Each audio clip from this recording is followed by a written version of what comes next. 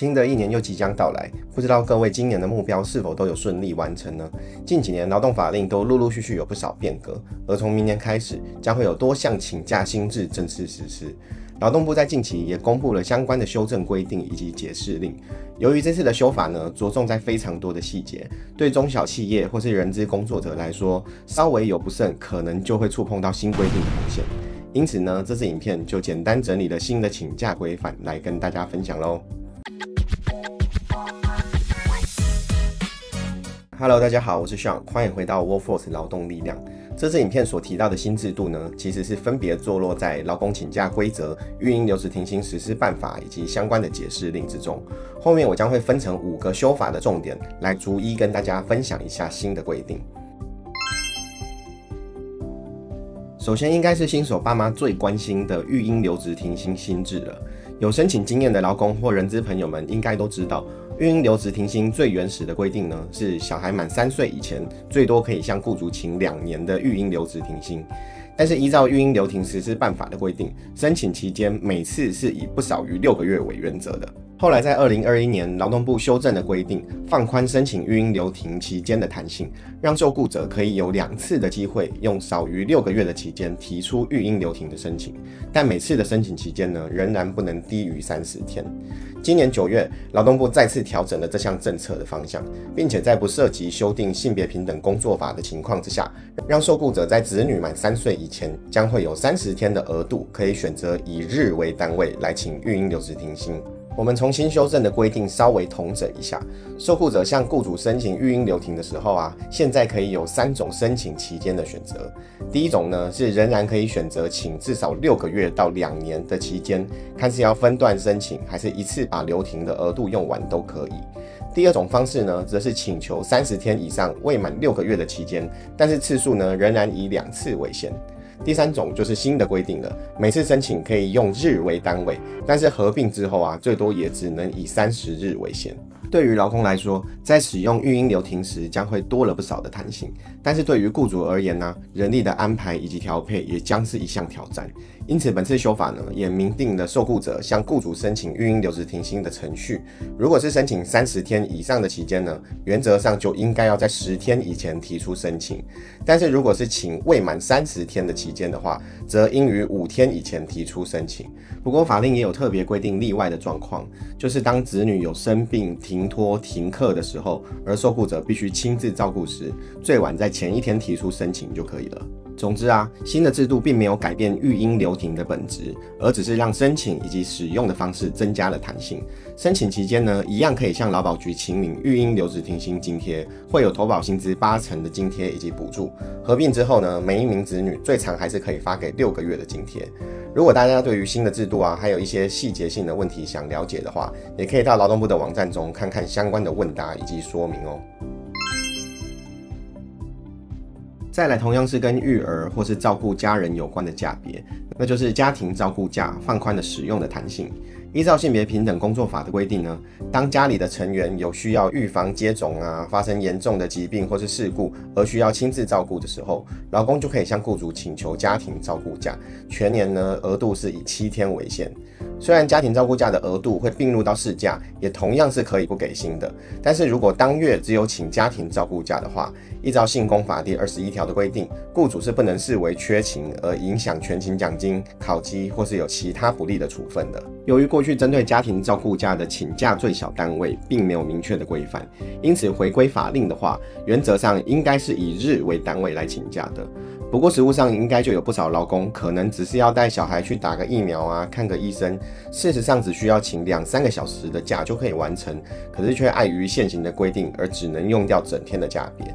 因此呢，劳动部在12月1号正式发布了新的解释令，其中有提到考量照顾事由多样，为了可以让劳工弹性运用这项假别，因此从115年开始呢，家庭照顾假将可以用小时为单位来请假，而且雇主是不得拒绝的。基于新的规范呢，也建议雇主们未来在家庭照顾假的额度设定上，可以换算成56小时的额度，让员工自由运用。当然啦，劳工请求这项假别的时候，还是要检附相关的证明文件哦。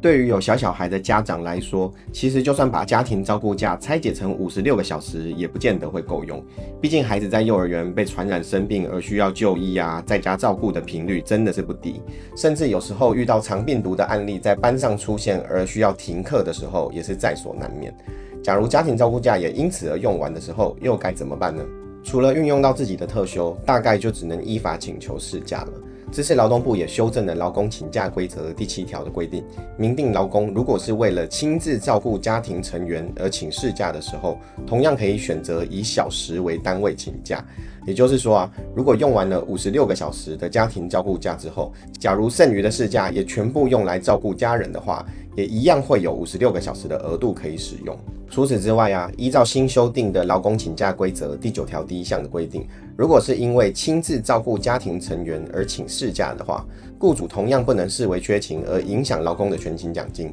因此，如果有设置全勤奖金的事业单位，未来员工在请求事假的时候可能就要再区分一下他请事假的具体原因，避免有争议产生了。接着应该是这阵子人资群组讨论度蛮高的新规定，那就是从明年开始呢，劳工请病假的时候，全勤奖金只能依照比例扣发。这项新规定呢，是劳动部在11月20号预告劳工请假规则修正草案时所没有提到的，因此大家也特别好奇具体的新制度运作模式到底是怎么样。不过我们先稍微回过头来讨论一下全勤奖金的性质好了。其实在劳动法令中并没有针对全勤奖金有很明确的定义，法令也没有强制规定雇主一定要发给全勤，所以原则上呢，这个是依照劳资双方的约定为准。最原始的全勤奖金应该会是雇主依照劳工的出勤表现额外加给的奖励，但是因为劳动法令中也规范了很多劳工应有的请假权利，为了避免劳工担心被扣全勤而不敢请这些假别，在劳工请假规则或是性别平等工作法等等的规范之中，都有明定了劳工请哪些假别的时候，雇主是不能扣发全勤奖金的。因此呢，依照现行的制度，基本上只有劳工迟到、早退、旷职、请事假或普通伤病假的时候，可以不发给全勤奖金，但是扣掉之后仍然不能低于法定的最低工资。本次修法最重要的改变呢，就是依照增订的劳工请假规则第9条第2项规定，当劳工如果当月单纯只有请病假的时候，雇主就不能全额不给全勤奖金，而只能够依照比例来计算。具体来说假如劳资双方有约定每个月发放1500块的全勤奖金，假设如果有请1天病假的时候雇主就只能扣除50元的全勤奖金而已。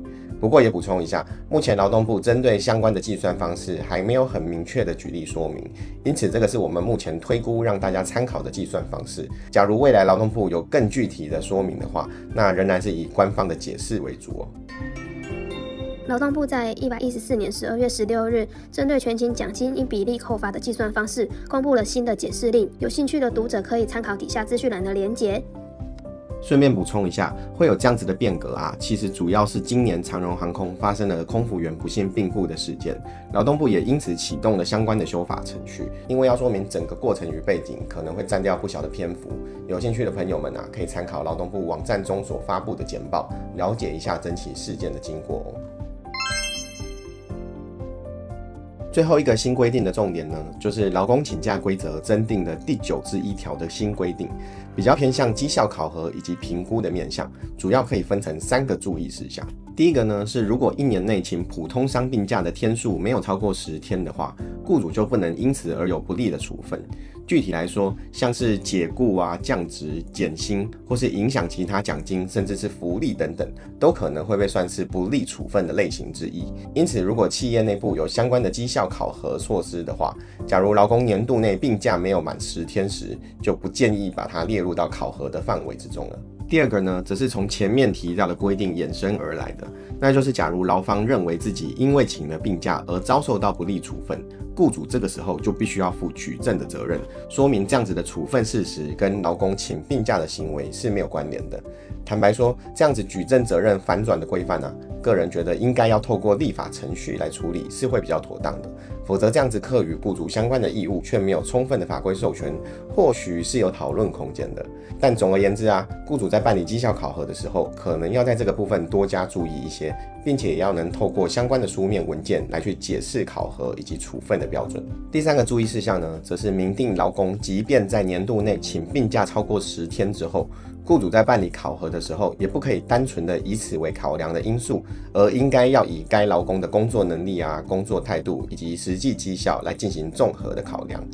依照劳动部的修正理由来看，这个是参考了公务人员考绩法的规定所制定的。不过我个人认为啊，大多数的雇主在进行绩效考核的时候，应该还是会采用综合评估的方式来考量的。毕竟时间尺度拉长到1年来看，就算有请比较多病假的劳工，搞不好工作态度啊、工作表现也不见得比别人还要差。因此这项规定呢，比较像是提醒雇主要多顾及劳工的健康，避免劳工为了维持考核而不敢在有需要的时候请病假。而雇主所进行的考核结果，只要客观上来说具有合理性，基本上也不用太过担心这项新的制度了。最后总结一下，这次2026年的新制呢，不管是让育婴留停跟家庭照顾假变得更加有弹性，还是限制雇主扣发全勤奖金的比例，其实都是希望让劳工可以在兼顾家庭与健康的时候，不会面临到太大的经济压力或职场风险。建议企业主们呢，要赶快检视一下内部的请假规则以及薪资计算系统，是否有依照这些新的规定随之调整，